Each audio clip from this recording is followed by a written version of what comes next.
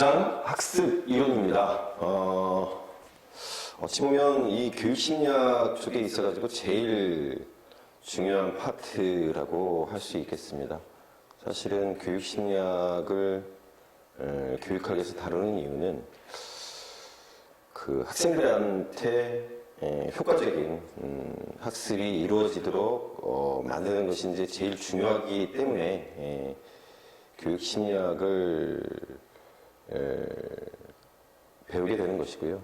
그래서 교육심리학 분야에 있어서 바로 이 학습이론이라고 하는 것은 제일 중요한 부분이 될 거고, 이 학습이론이라고 하는 것은 뒤에 가서 이제 교수 학습 이론과 밀접한 상관성을 가지고 있습니다. 그리고 주요한 교수 이론, 학습 이론이라고 하는 것은 바로 이제 2장에서 지금 우리가 이제 배우게 될 2장에서 나온 여러 이론들이 접합이 돼서 만들어진 것이고요. 그래서 이 장에서 학습 이론장에서 나오는 주요한 학자들은 바로 이제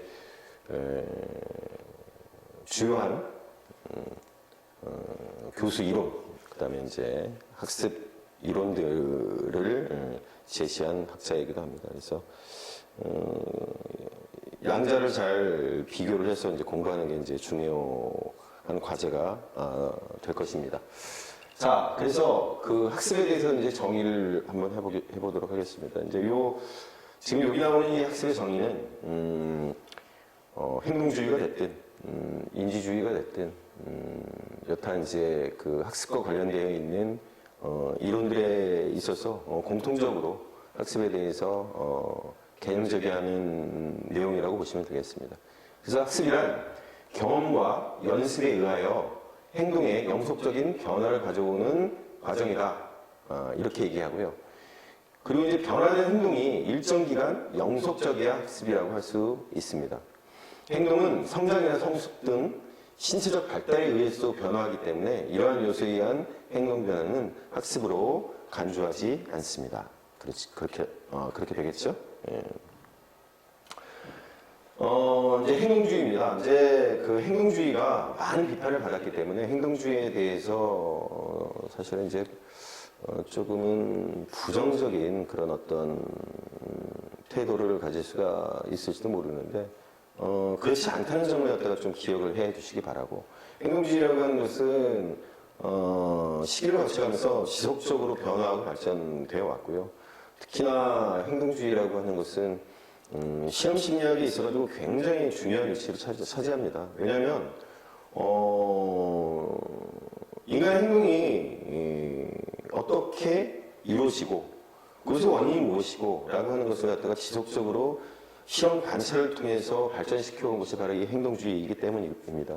그리고 이제 행동주의에 있어서 주요한 그 연구의 그런 어떤 툴, 방법론이나 이런 것들이 특히나 이제 인지주의와 결합이 되면서 비약적인 어떤 발전을 갖다가 이룩했고요. 그래서 행동주의라고 하는 것은 사실 심리학뿐만 아니라 심리학을 통해서 경제학, 정치학, 사회학 등등 여타 이제 사회과학에 굉장히 큰 영향을 끼치게 됩니다. 특히나 이제 좀 전에 말씀드렸지만 이 심리학에 있어서 행동주의의 성과라고 하는 것은 심리학이 정치학, 경제학, 사회학, 커뮤니케이션 이론 등등등 여러 사회과학에 있어서 핵심적으로 위치를 차지하게끔, 그래서 바로 이제 그러한 데 있어서 행동주의가 큰 기여를 했다라고 하는 점을 갖다가 이제 이해해 주시기 바라고요. 그리고 지금 초등학교나 중등학교에 있어서 사실 이 행동주의에 있어서 여러 가지 기법들이 잘 적용이 됩니다. 여러분들이 이제 학교에 가셔서 보시면 알겠지만 굉장히 잘 적용이 됩니다. 우리가 그 행동주의가 아닌 쪽에 이제 그런 어떤 비판들이 이제 그럴듯해 보일지는 모르겠지만 실제로 학교 현장에서는 이 행동주의의 그런 수단들이 굉장히 많이 쓰인다라고 하는 것을 기억을 해 두시기 바랍니다. 그래서 이제 학습의 개념에 대해서 이제 행동주의에서는 뭐라고 얘기하냐면 관찰 가능한 행동이에요. 관찰할 수 없는 인간의 내적 정신과정의 변화는 학습으로 보지 않는다. 행동이 변화합니다. 그리고 학습은 환경적 자극에 의한 변화이고 경험, 즉 환경적 자극을 통한 행동의 변화를 말합니다. 행동 그 자체의 변화입니다. 그래서 학습자의 기질, 동기, 사고의 변화가 아니라 행동 그 자체를 변화시키는 것을 의미합니다. 이제 이 부분이 어떤 면에 있어서 조금은 아니죠. 상당 부분이죠. 사실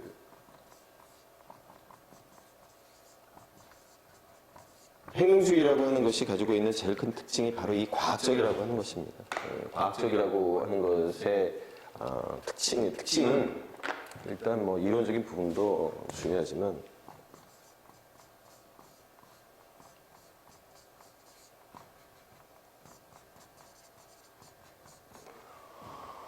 실험할 수 있어야 되고요. 그 다음에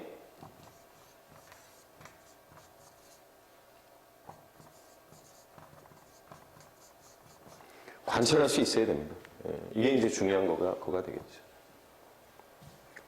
우리가 그 사람 안으로 들어가지고 그 사람의 마음이 어떻게 되는지, 뇌 속에 어떻게 되어 있는지를 갖다가 사실은 볼 수가 없어요. 지금 이제 뇌과학이 이제 발달하면서 뇌과학이라고 하는 게, 이 행동주의의 이제 성과물, 그 다음에 이제 특히 인지과학, 인지주의의 어떤 성과물들과 이제 결합이 되면서, 인간의 행동, 그리고 이제 마음의 변화, 이런 것들을 갖다가 일정 정도 이제 관찰할 수 있다라고 얘기를 하지만, 아직까지는, 불완전한 형태입니다. 굉장히 많이 발전을 했다라고 할지라도. 그렇기 때문에 사실 행동주의에서 얘기하고 있는 이 과학적 방법, 실험할 수 있고 관찰할 수 있다라고 하는 것은 굉장히 중요하죠. 굉장히 중요합니다. 인간은 굉장히 이제 감정적인 동물이기도 하고 또 이성적으로 판단을 하고 추론하고 하기도 하지만 기본적으로 그러한 어떤 감정의 변화 또는 이성적인 어떤 추론 이런 것들을 갖다가 증명할 방법이 없잖아요. 바로 이제 그런 겁니다. 과학적으로 시험 관찰을 해가지고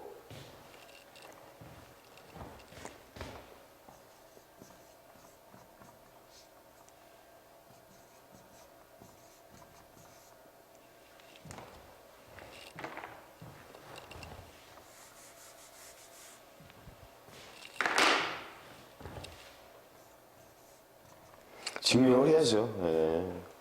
증명을 해야죠. 감을 할 수는 없는 겁니다. 그렇죠? 아이들을 가르치는데 감을 할 수는 없는 거예요. 따뜻한 마음씨도 좋고, 뭐, 여러 가지 그런, 정서작용이라고 하는 것들이 굉장히 중요하지만, 결국은 그렇게 되기 위한 뒷받침되는, 바탕이 있어야 돼요. 그 바탕이 뭐냐? 결국은 그런, 실험되고 관찰되고, 그래가지고 그런 것들이, 지속적으로, 유지가 되면서 그렇게 해서 나온 어떤 이론적인 결과물들 우리가 이제 그런 것들을 채택을 해야 되겠죠. 자, 이론의 전제입니다. 인간의 학습과 동물의 학습 간에는 양적인 차이가 있을 뿐 질적인 차이는 없다. 이렇게 얘기합니다.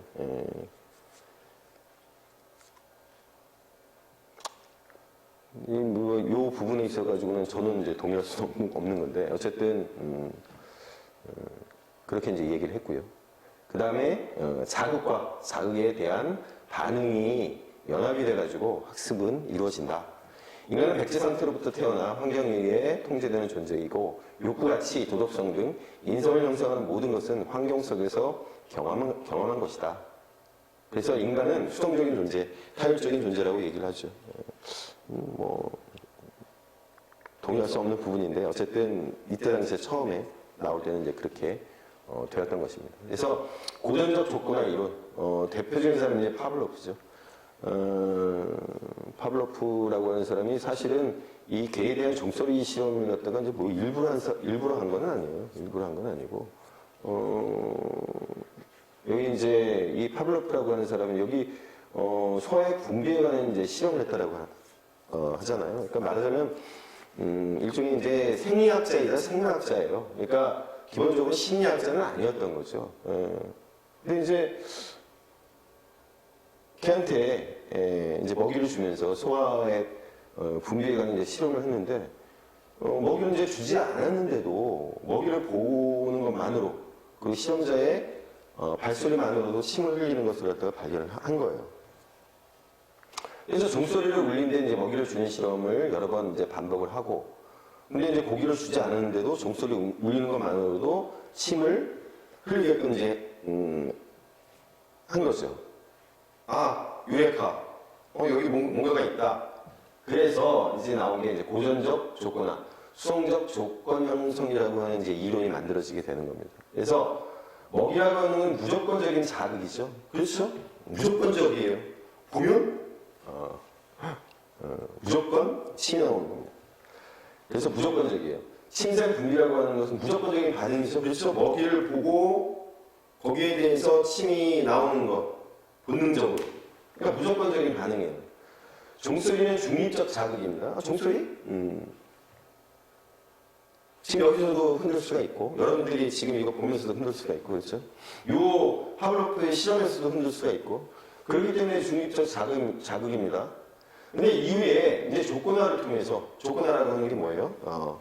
먹이, 주는 그 상황. 그래서 이제 이게 조건적 자극이 되는 거죠. 조건적 자극.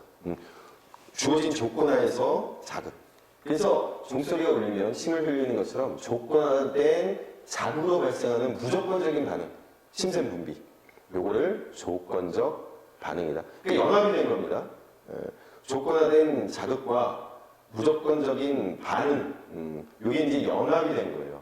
그래서 조건화된 자극으로 발생하는 무조건적 반응이라고 하는 이 연합 현상을 갖다가 이제 조건적 반응이라고 얘기를 하고요.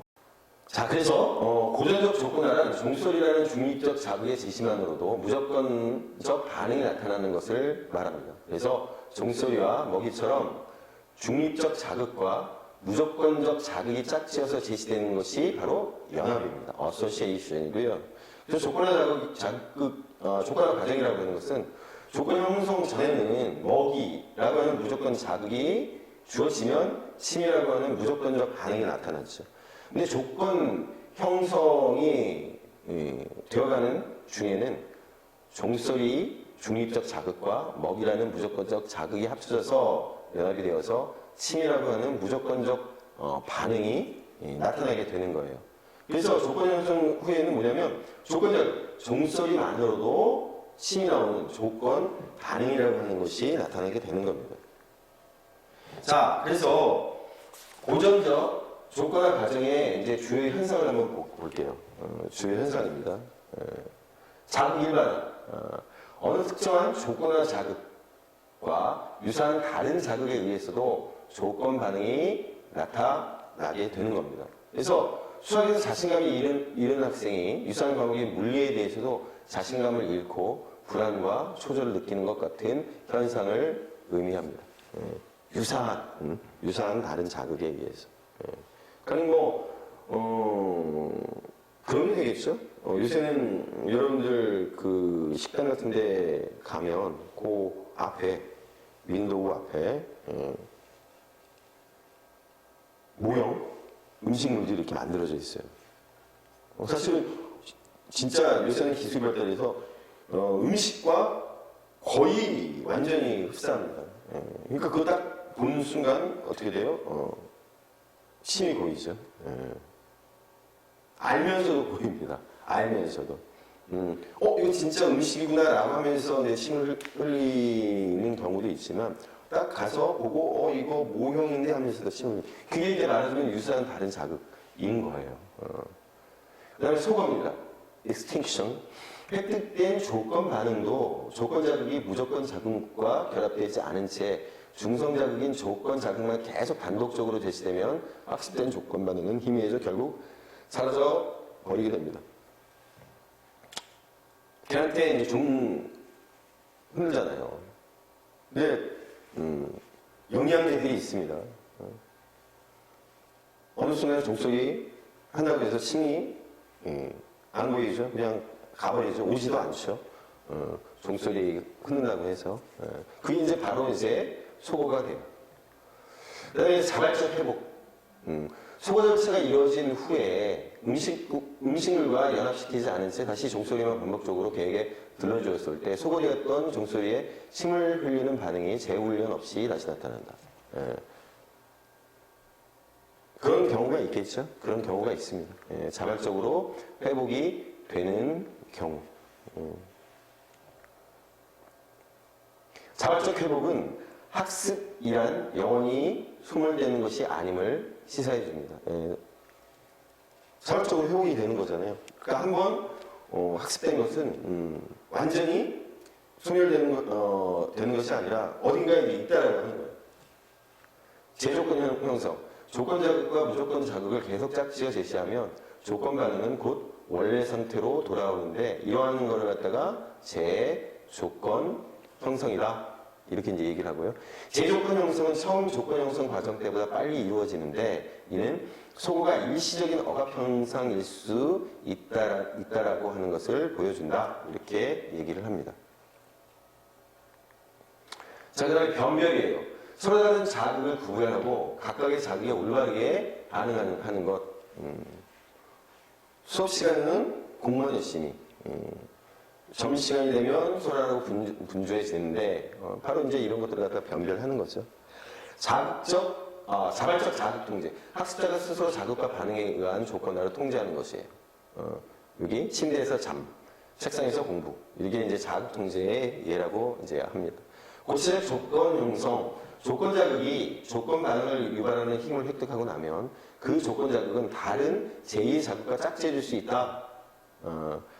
뭐냐면 조건 자극이 되는 종소리가 이제 불빛하고 이제 결합이 되면 불빛도 조건 자극이 되는 거예요. 그러니까 연결되면 이게 이제 조건 형성이 되는데 이걸 고차적 조건 형성이다 이렇게 얘기를 합니다. 그래서 조건 형성의 이제 원리 법칙이라고 하는 것이 있습니다. 강도의 원리. 무조건 자극이나 조건 자극의 강도가 강할수록 조건화가 잘 이루어진다. 일관성의 원리. 조건화 과정에서 조건 자극이 일관성 있게 같은 자극으로 반복 제시될 때 조건화가 잘 되고. 시간의 원리. 조건 자극을 무조건 자극보다 0.5초 정도 먼저 제시하거나 동시에 제시할 때 조건화가 잘 이루어진다. 이거는 이제 실험을 통해서 이제 밝혀진 거예요. 반복의 원리. 조건 자극과 무조건 자극의 제시가 더 자주 반복적으로 짝져질 때 조건화가 잘 이루어진다. 그렇게 되겠죠. 그래서 교육적 적용. 학생들에게 안정적이고 정돈된 환경을 제공해야 된다. 특히나 이제 고전적 조건 형성이라고 하는 것은 기본적으로 이 환경의 중요성을 갖다가 그 무엇보다도 강조하고 있기 때문에 그렇습니다. 과제를 긍정적이고 유쾌한 사건과 연결시켜 주어야 한다. 그렇죠? 자극과 반응이라고 하는 것이 기분 나쁘게 했을 때 아이들이 공부를 열심히 할 리가 없잖아요. 그래서 학생들의 불안을 유발하는 상황에 자발적으로 대처하도록 조력해야 한다. 그리고 상황 간의 차이점과 유사점을 인식하게 하여 상황을 분별할 수 있게 함으로써 불안과 같은 부정적인 정서가 일반화되지 않도록 해야 한다. 어쨌든 그래서 좋은 환경을 만들어주는 것이 좋은 학습에 있어서 선행 조건이 된다라고 하는 것을 과학적으로 이제 증명한 것이 바로 이 고전적 조건 형성이라고 얘기할 수 있습니다. 다음으로 이제 썬다이크의 도구적 조건 형성 시행착오 학습이에요. 이제 고전적 조건화라고 하는 것이 이제 잘 설명을 했잖아요. 여러 가지 잘 설명을 했습니다. 근데 반응을 유발하는 자극이 분명하지 않을 경우 문제 해결 행동에 대한 설명력이 부족하다. 그런 겁니다. 아이가 분명히 뭔가를 갖다가 배우고 있긴 있는 건데 그것이 어떤 무엇 때문에 그런 것인지가 불분명한 경우들이 많죠. 그렇습니다. 어쨌든 파블로프의 실험이라고 하는 것은 만들어진 어떤 실험 상황에서 그렇게 벌어지는 것이고 그리고 이제 실제 상황 속에서도 적용이 되긴 하지만 모두 다 증명할 수는 없었던 거예요. 그러고 그러다 보니까 이제 그런 점에 이제 손다이크는 착안을 해서 학습자가 막연한 상황에서 시행과 사고를 되풀이하다가 우연히 목표에 도달하고 성공적으로 문제를 해결했던 반응, 이걸 갖다가 학습한다는 거. 그런 경우들 있습니다. 그러니까 손다이크 같은 경우에는 이제 그거를 시행착오를 갖다가 이제 통해서 학습하는 걸 갖다가 이제 발견을 한 거죠. 그래서 성공적인 반응이 성공을 가져준 도구가 되었다는 점에서 도구적 조건 형성, 그리고 이제 성공하기까지 다양한 반응을 해봤기 때문에 시행착오 학습, 이렇게 얘기를 합니다. 근데 이제 우리 보통 시험 공부할 때 바로 이제 이 시행착오라고 하는 것을 거치면서 그 학습 능력이라고 하는 것이 이제 발달을 하게 되는 거죠. 우리 이제 오답노트 같은 거 만들어가지고 공부 많이 하잖아요. 그래서 틀렸던 것들을 갖다가 인지하고 그것이 왜 틀렸는지를 갖다가 확인을 하고 그건 이제 그 과정이 이제 시행착오입니다. 그래서 학습 법칙, 효과의 법칙, 결과에 대한 만족감이 클수록 결합은 강화된다. 그렇게 되겠죠. 그래서 만족한 경험이 있어야 학습이 촉진이 되죠. 그래서 특정 반응이 만족스러우면 이 반응은 강인이 되고 선택되고 현재 자극 상황과 결합하게 됩니다. 그래서 이제 우리가 이제 많이 하는 그 학습 상황, 특히 시험 준비하는 상황이라고 하는 것은 바로 이제 손다이크가 얘기하는 이 시행착오 학습이라고 하는 게 굉장히 많이 적용이 돼요. 그렇죠? 연습의 법칙, 빈도 계속성의 법칙. 연습의 횟수가 많을수록 결합은 강화된다. 그렇죠. 준비성의 법칙. 학습할 준비나 자세가 되어 있을수록 결합은 용이하다. 그 다음 스키너의 조작적 조건화 작동 조건 형성인데요. 제가 이제 말씀드렸지만 이제 이 스키너의 상자, 책으로도 나왔어요. 스키너의 상자라고 하는 책. 아주 유명한 책이죠. 우리나라에서도 베스트셀러 반열에 올랐고. 이 스키너가 끼친 영향이 어마어마하고요. 그리고 이제 스키너 같은 경우는 바로 이제 이 조작적 조건화, 작동 조건 형성이라고 하는 자기 자신의 어떤 연구 결과를 갖다가 바탕으로 해서 이거를 교육학에 직접적으로 이제 적용을 하고 그래서 본인 스스로가 교육학자로 이제 그 인식을 했던 사람이에요.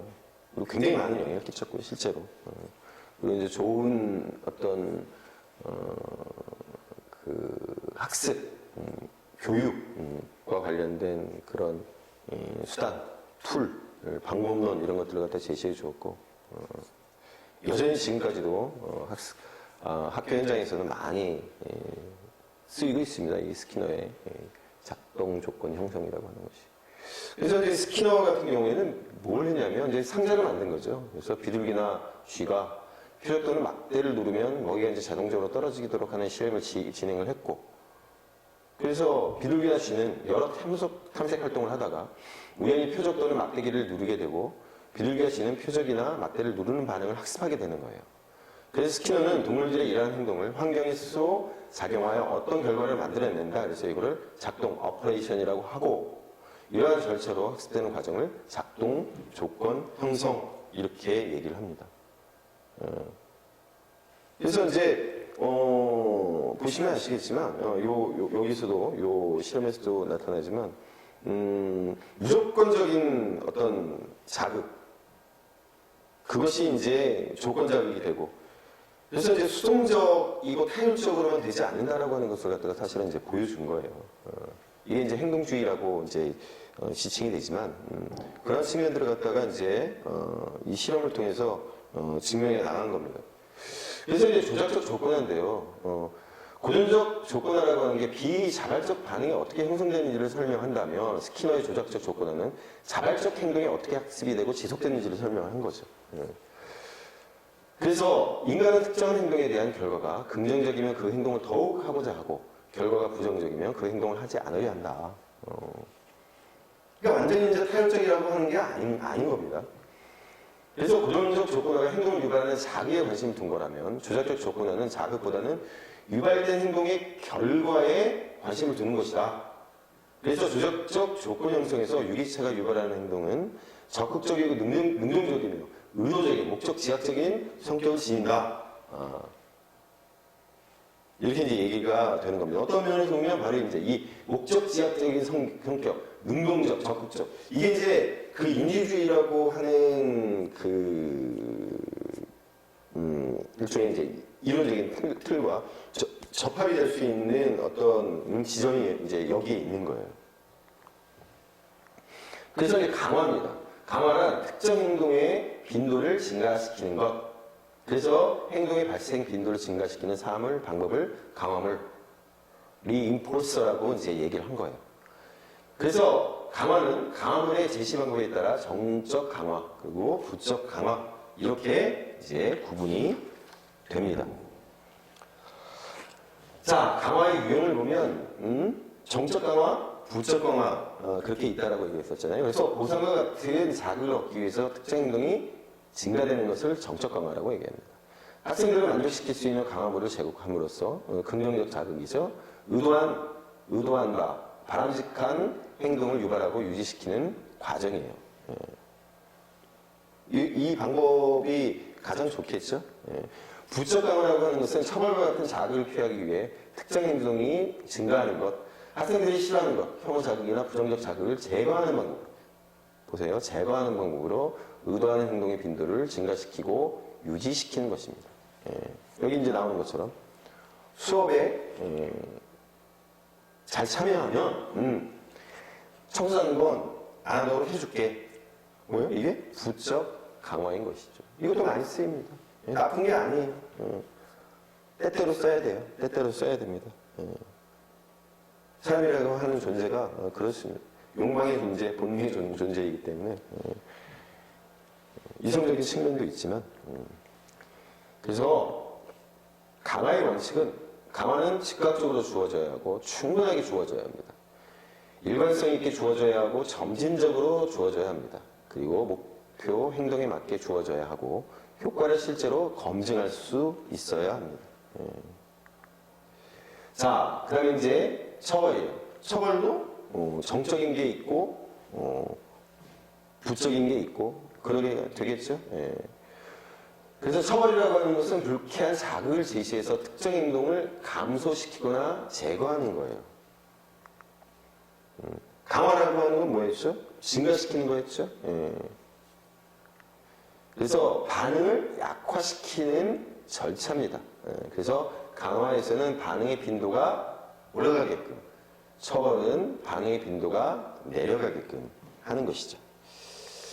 자, 그래서 처벌의 유형을 한번 보면 아까 이제 말씀드린 것처럼 정적 처벌하고 부적 처벌이 있어요. 정적 처벌이라고 하는 것은 특정 행동 후에 혐오스러운 자극을 제시함으로써 그 행동을 감소시키는 것이에요. 자, 감소라고 하는 측면에 있어가지고 이제 처벌의 목표가 있는 거고, 제시라고 하는 것 때문에 이제 정적인 겁니다. 이제 이게 많이 헷갈려요. 이게 많이 헷갈려요. 근데 이제 이 정적 처벌이라고 하는 것은 어쨌든 혐오스러운 걸 갖다가 제시해가지고 못하게끔 하는 거기 때문에 대부분의 학자들은 여기에 대해서 이제 부정적입니다. 부적 처벌이에요. 제거성 처벌입니다. 특정 행동 후에 유쾌한 자극을 제거함으로써 그 행동을 감소시키는 것이에요. 보세요. 이거 제거죠. 그러니까 부적이에요. 행동이 어쨌든 감소하기 때문에 이제 처벌이 되는 거고. 그러니까 어떤 아이가 이제 좋아하는 것을 못하게끔 함으로써 행동을 갖다가 이제 감소시키는 것이에요. 자, 그 다음. 그래서 강화, 벌의 관계를 갖다가 이제 이렇게 표로 표현을 했습니다. 그래서 이걸 갖다가 이제 보시고 좀 전에 이제 말씀드린 것을 여러분들이 비교를 한번 해보시면 되겠습니다. 그래서 이제 강화 계획이에요. 어쨌든 학습이 이루어지게끔 이제 여기서는 학습과 관련되어 있는 거니까 학습이 잘 이루어지게끔 하기 위해서 강화계.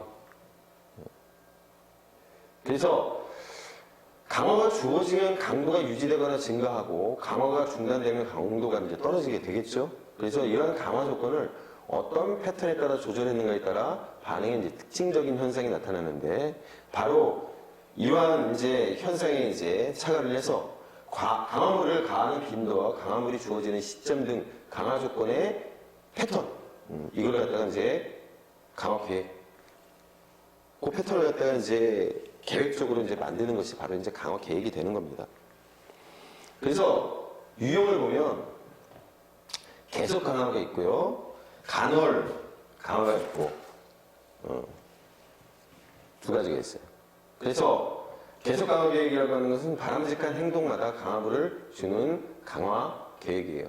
그래서 행동을 빨리 변화시키기 때문에 학습 초기 단계의 효과를 발휘하고, 간헐 강화 계획이라고 하는 것, 부분 강화 계획이라고 하는 건데, 계속 주는 것이 아니라 일부 행동 또는 가끔씩 강화하는 것이에요. 계속적인 강화보다 행동의 약화를 막고 학습된 행동을 유지하는데 유용하다. 간헐 강화 계획에는 고정 비율 강화 계획이 있고, 고정 간격 강화 계획이 있고, 변동 비율 강화 계획, 변동 간격 강화 계획, 이렇게 나눠집니다. 그래서 이 간헐 강화 계획을 한번 살펴보면, 여기 이제 책에도 나오지만 이제 네 가지로 구별이 됩니다. 그래서 고정 비율, 고정 간격, 그 다음에 변동 비율, 변동 간격. 고정 비율이라고 하는 것은 강화물이 일정한 수의 반응이 일어난 뒤에 이제 제공되는 것이에요. 수학 10문제를 푸는 사람한테 자유시간을 허락한다 하는 거예요. 수저수. 고정 간격은 강화가 어떤 고정된 시간을 기준으로 제시되는 거예요. 그러니까 매달 20일 날 월급을 주는 경우.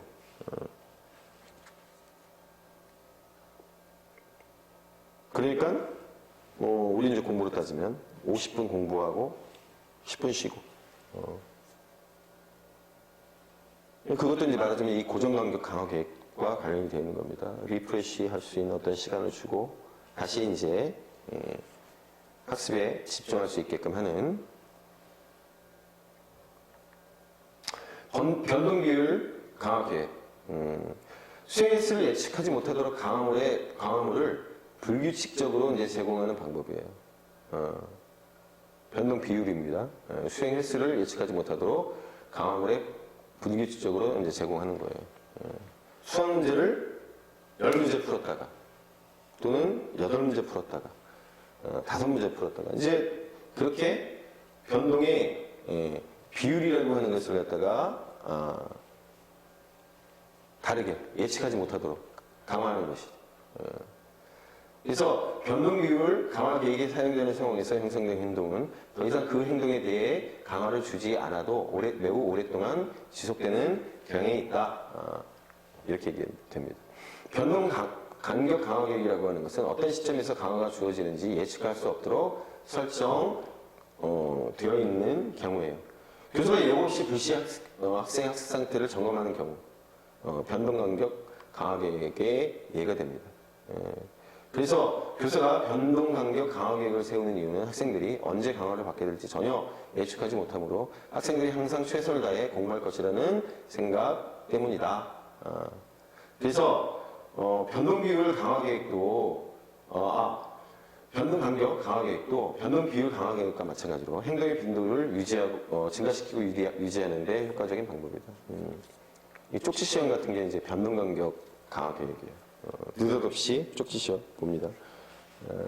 대학교 이제 공대나 아니면 이제 경영대에서 이 쪽지 시험을 굉장히 많이 보는데요. 변동 간격 이제 강화 계획에 이제 하죠. 근데 사실은 너무 많이 보기 때문에 변동 간격이 되지 않아서 제가 이제 제 후배들 보니까 공부를 안 하더라고요. 어쨌든 이제 이렇게 됩니다. 자, 그 다음 이제 행동 수정이에요. 행동 수정의 이제 절차가 나오는데요. 행동의 선정과 정의. 문제 행동을 정확하게 이제 파악하고 정확한 용어로 정의를 내리고, 행동의 기초선, 베이스라인을 측정하는 거예요. 행동의 기초선이란 행동 수정의 시작점. 그래서 행동의 기초선 측정이라고 하는 것은 수정되어야 할 행동이 얼마나 빈번하게 오랫동안 일어나고 있는지를 측정을 하는 거예요. 지금 실태가 어떤지를 갖다 파악을 해야 되겠죠. 그래서 적응 행동의 증강과 부적응 행동의 약화, 이걸 갖다가 이제 적용을 하는 거죠. 이제 계획에 따라서. 그래서 행동 수정 효과를 갖다가 이제 검증을 하고, 그렇죠? 검증을 하고, 행동의 일반화. 수정된 행동이 아동의 생활로 확대 유지될 수 있도록 해주는 거예요. 그래서 수정의 목표를 달성하지 않은 거죠. 유지되지 않으면. 그래서 계속적인 관찰을 하게 됩니다. 그래서 바람직한 행동의 이제 증가 방법이 이제 쭉 나와요. 요거는, 기본적으로 뒤에 이제 우리 상담에서도 나오고요. 그, 교수학습 이론에서도 이제 적용이 되는 방법이에요. 프리백 원리. 학습자가 귀찮아하고 재미없어하는 활동과 학습자가 기대하고 좋아하는 활동을 연결지어서 행동을 강화시키는 방법. 이게 제일 많이 씁니다. 특히나 이제 어머님들이 많이 쓰죠. 숙제를 다 하면 게임을 할 수 있게 하는 것.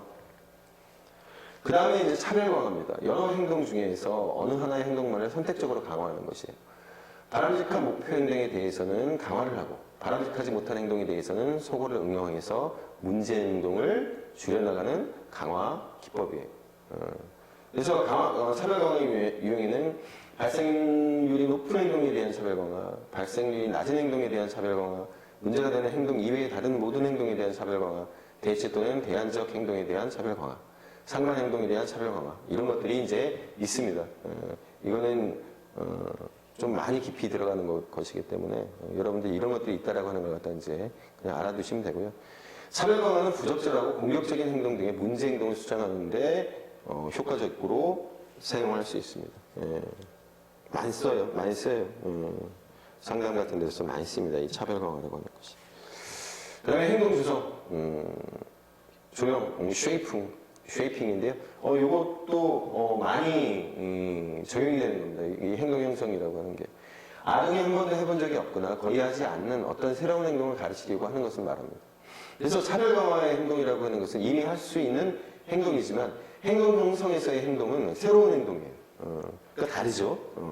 다릅니다. 그래서 행동 형성이라고 하는 것은 목표 행동을 쉬운 것부터 여러 단계로 나누어서 강화시킴으로써 바람직한 행동을 학습할 수 있도록 하는 것입니다.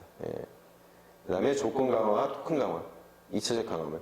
조건 강화라고 하는 것은 그 자체로 강화 능력을 가진 것은 아니지만 다른 강화 자극과 연합되어서 행동을 강화할 수 있는 힘을 갖게 된 것이다. 그래서 2차적 강화 자극 또는 학습된 강화 자극 이렇게 얘기를 하는 거예요.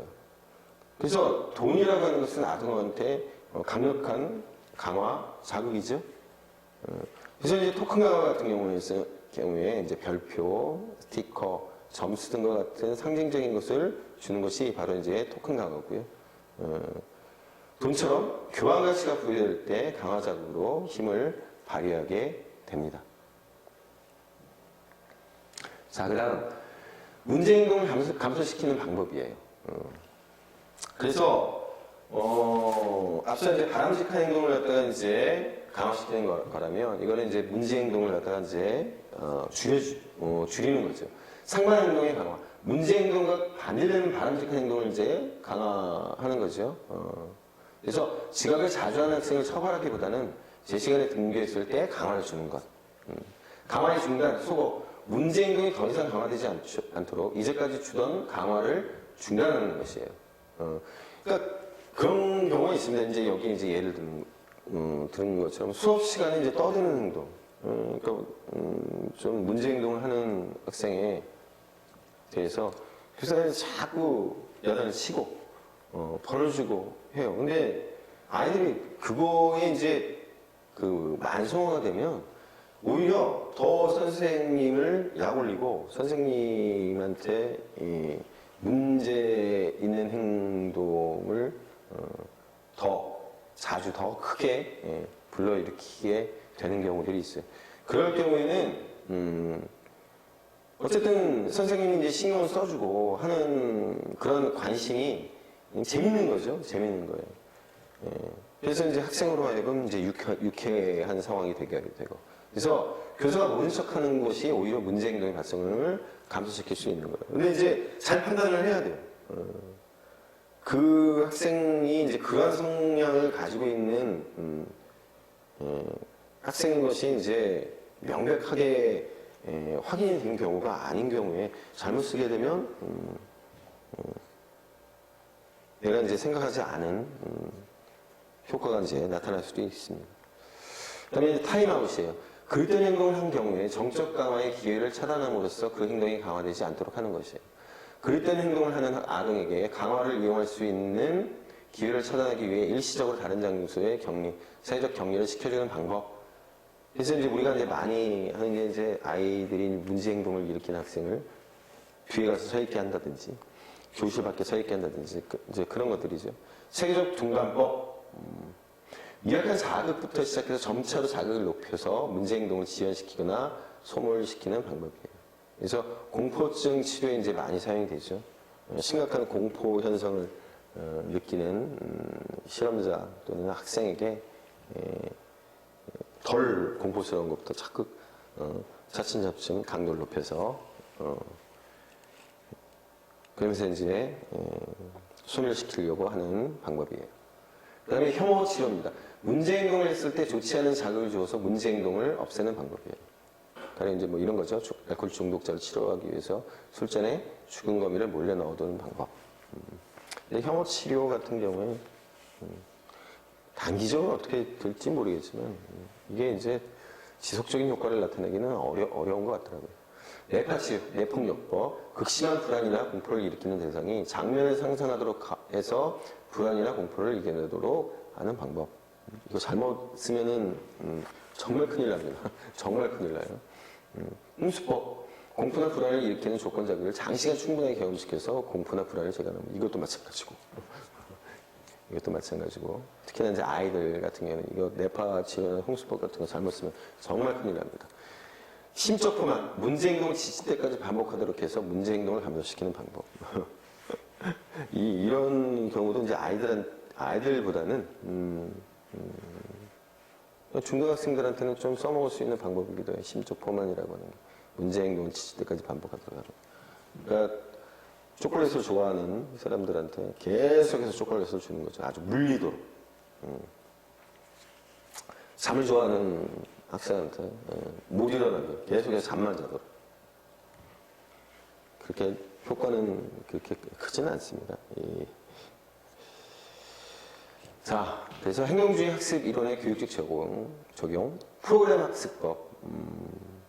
이제 초기 학습 모델이에요. 이제 우리 뒤에 나중에 요거 교수 학습 이론 쪽에서 요거 이제 다시 볼 겁니다. 가르치는 순서에 대해 분석하고 각 단계를 학습할 때마다 교정적인 피드백 강화를 제공을 하는 겁니다. 그래서 이제 이 프로그램이 되어 있는 거예요. 각각의 학습 단계는 실수를 최소화하고 강화를 극대화할 수 있도록 구성이 되어 있고, 특정 단계의 학습에 실패한 학습자가 이전 단계의 반복에도 불구하고 계속 실패하는 경우에 프로그램을 계속 진행하기 위해 별도로 마련된 보충학습 과정을 이수하도록 구조화되어 있어요. 그러니까 학습이 이제 구조화되어 있는 겁니다. 그래서 내가 잘 안 되는 건 다시 이전으로 돌아가서 또 다시 학습하고, 그 완료를 하면 그 다음 넘어가고. 우리 이제 많이 쓰이는 방법이죠. 이제 컴퓨터에 되어 있는, 프로그램 되어 있는 그 학습. 이제 뭔가를 갖다 이제 이수해야 되는, 간단하게 이제 이수해야 되는 어떤 학습의 경우에. 보통 이제 강사들의 경우에 이제 저거를 해야 됩니다. 성폭력, 내지는 이런 것들과 관련해가지고, 몇 시간을 갖다가 꼭 이수해야 되는 게 있어요. 근데 이제 그런 거 같은 경우는 프로그램 되어 있는 그 학습 방법을 갖다가 이제 이용을 해서 학습을 합니다. 그 다음에 이제 컴퓨터 보조 수업. 이게 이제 프로그램 학습법하고 이제 연관이 된 거예요. 그러니까 프로그램 수업자를 컴퓨터를 활용해서 이제 제시하는 수업이에요. 앞서 이제 프로그램 학습법하고 이제 연관이 되어 있습니다. 이제 좀 더 이 컴퓨터 보조 수업이라고 하는 거는 이제 좀 더 세련화된 걸 갖다 의미하고요. 개별화 교수 체제, 학습자 스스로가 자신에게 적절한 학습 속도를 결정하는 컴퓨터 보조 수업이 또 그렇고 프로그램 학습법도 그렇고 바로 이제 개별 교수 체제예요. 혼자서 컴퓨터 모니터 앞에 앉아가지고 그 프로그램 학습을 하는 거죠. 그 다음에 완전 학습입니다. 성취에 대한 학습의 개인차는 타고난 능력 때문이 아니라 단지 공부에 투여하는 시간의 차이 때문이다. 그래서 이 완전 학습 같은 경우에도 뒤에서 우리가 이제 보게 될 거예요. 보게 될 겁니다. 학습 내용에서. 그래서 세부적으로 나누어진 과제 분석을 기본으로 해서 세부 단위마다 평가의 준거를 미리 설정하며 학습자가 이들 준거에 일정 수준으로 도달하였을 때 학습이 성취된 것으로 간주한다. 학습자가 준거에 도달하지 못할 경우에 교수는 다양한 방법으로 학습자에게 가외의 도움을 제공을 하게 됩니다. 그 다음에 행동 목표예요. 수업을 통해 달성하고자 하는 학습 성과를 관찰 및 측정이 가능하도록 구체적으로 진술한 목표를 행동 목표라고 얘기를 하고, 행동 목표는 무엇을 어느 정도 학습해야 되는가를 학습자에게 구체적으로 전달하기 때문에 학습 동기를 높여서 학습 성취에 긍정적인 영향을 미친다. 또 교사에게 수업의 지침과 평가의 준거를 제공한다. 그래서 사실은 이제 요 앞서서 완전 학습도 그렇고 행동 목표도 그렇고 개별 학습 체제도 그렇고 이 행동주의라고 하는 것이 굉장히 큰 영향을 끼칩니다. 아직까지도 그렇고요. 아직까지도 그렇고. 그래서 이 행동주의라고 하는 것이 단순히 우리가 막연히 어떤 비판의 이제 대상이 되는 옛날적 학습 동기 이론 내지는 학습 이론 그렇게 치부할 수만은 없다고 이제 생각을 합니다.